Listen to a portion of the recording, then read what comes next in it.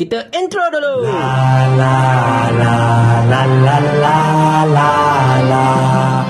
Rakyat Malaysia ada 33 juta orang lebih. Yang dikatakan mendaftar padu dah lebih 30 juta. Tapi rasa-rasanya ramai lagi yang tak mendaftar padu. Pelik bin ajaib ni tuan-tuan.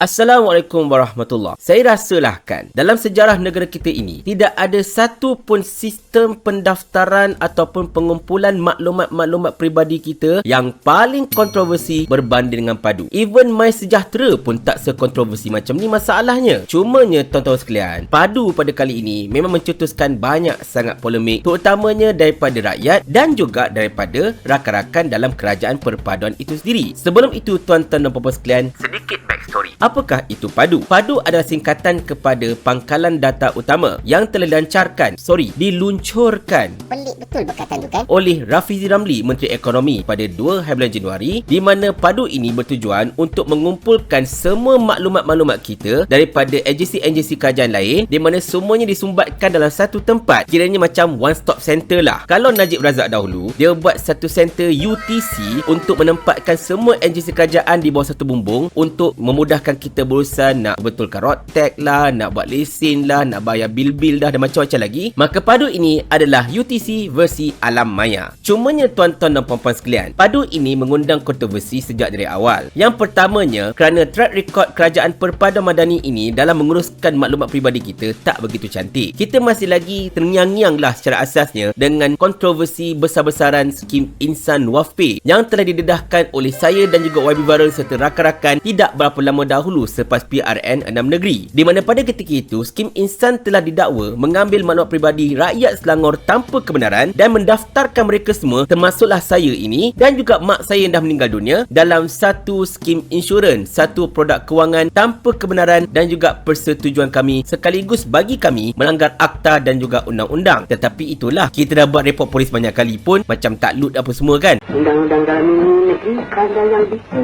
itu semua boleh padam. Tapi tak apalah, itu belakang cerita. Cumanya padu pada kali ini, kontroversi dia banyak. Antara lain tentang masalah security data, tentang masalah login, tentang masalah orang senang hack dan macam-macam lagi. Tapi bukan itu yang kita nak bincangkan dekat sini. Dan saya juga tak nak bincangkan tentang kritikan-kritikan pedas daripada Ong Kiang Ming, daripada Wee Ka Siong dan ramai lagi terhadap padu ini, sampai Rafizi bertindak khabarnya blok Ong Kiang Ming daripada Twitter. Pelik bang, satu geng pengajar perpaduan kot boleh saling blok-memblok antara satu sama lain. Nampak sangatlah Rafizi ni cepat koyak masalahnya. Tetapi yang kelakarnya tuan-tuan dan puan-puan sekalian, yang menjadi perbualan pada ketika ini ialah kenyataan daripada Ketua Perangkat Malaysia, iaitu Datuk Seri Muhammad Uzir Mahidin. Ini mana pakiau bang? Kau ni agak-agak lah. Kau nak aku kesaman ke? Tukar. Ni baru betul. Datuk Muhammad Uzir Mahidin. Beliau telah menyatakan dalam kenyataan media baru-baru ini, padu telah berjaya mendaftarkan lebih 30 juta orang rakyat Malaysia ke dalam sistem padu ini. Dan daripada jumlah tersebut, katanya 21 juta rakyat Malaysia berusia 18 tahun ke atas. Bakinya mungkinlah di bawah 18 tahun. Agaknya lah kot. Tetapi itu yang peliknya tuan-tuan dan sekalian dan yang menjadi persoalan. Dia kata dia dah mendaftarkan lebih 30 juta orang. Tetapi kita semua tahu for a fact, ramai gila rakyat Malaysia yang masih lagi belum mendaftar padu ini. Contohnya, isi rumah saya sendiri pun tidak ada seorang pun yang mendaftar padu. Ahli keluarga saya ke apa-apa ke, tak ada seorang pun yang mendaftar padu. Dan bila saya buka topik ini dekat YouTube baru-baru ini pun, ramai yang mengatakan mereka juga tak daftar padu. Jadi celah mana nak kata ada 30 juta orang lebih telah berjaya didaftarkan tersebut. Dan ini juga ditambahkan lagi dengan kenyataan dalam artikel yang sama mengatakan bahawa seramai hanya 1.5 juta orang rakyat Malaysia telah mengemaskini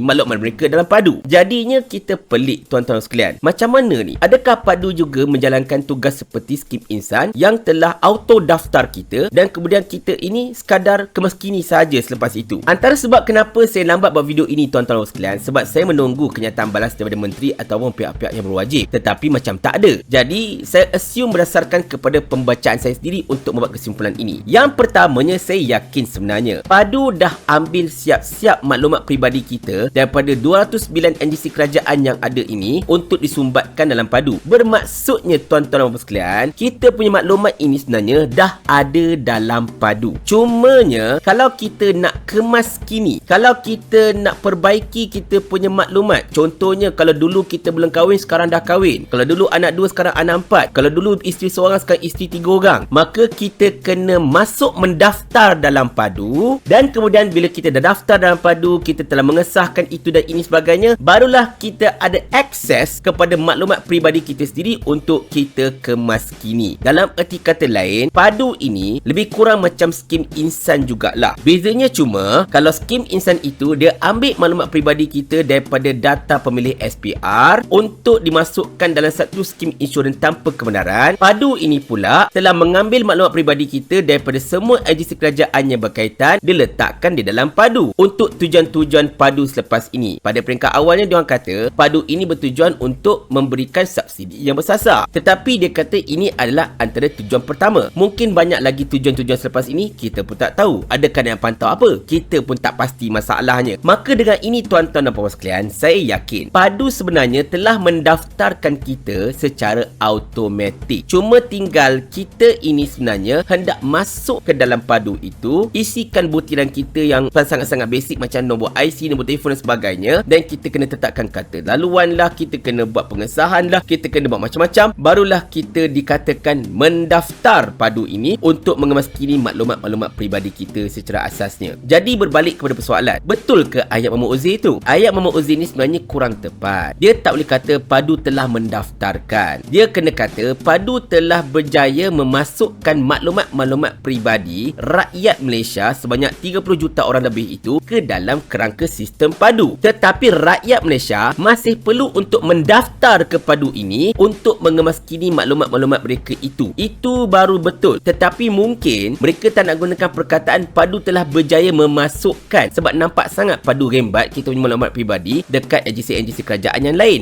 Itu kisah saja. Ini tak semestinya tepat tuan-tuan sekalian, tetapi ini adalah berdasarkan kepada pembacaan saya dan juga tekaan saya, kerana kurangnya komunikasi daripada menteri dan juga pihak berwajib berkenaan dengan kenyataan daripada Muhammad Uzair tersebut. Jadi saya harap mungkin ada logiknya dalam penjelasan saya ini dan saya harap anda semua boleh faham. Cuma tinggal satu persoalan, adakah padu ini perlu? Jawapan saya, sekiranya kalau setakat untuk memberikan subsidi bersasar, padu ini tak perlu pun. Cukup sekadar mereka rujuk kepada laman web LHDN, sebab di situlah maklumat kewangan kita ada. Setiap orang yang mendaftar dalam LHDN ini memang tujuannya untuk mendapatkan bantuan. Contoh untuk bantuan BRIM, bantuan basah ataupun apa-apa sajalah bantuan yang pernah diberikan oleh rakyat Malaysia, mereka semua memang kena daftar dekat LHDN. Jadi saya rasa padu ini tak perlu pun. Bahkan padu ini bahaya juga, sebab one stop center data kita dekat satu tempat. Buatnya kalau ada hacker berjaya bypass kerajaan punya security, which is saya tengok sekarang macam lemah gila. Jadi mereka bila dah dapat akses ke padu itu, mereka akan dapat semua maklumat kita A sampai Z.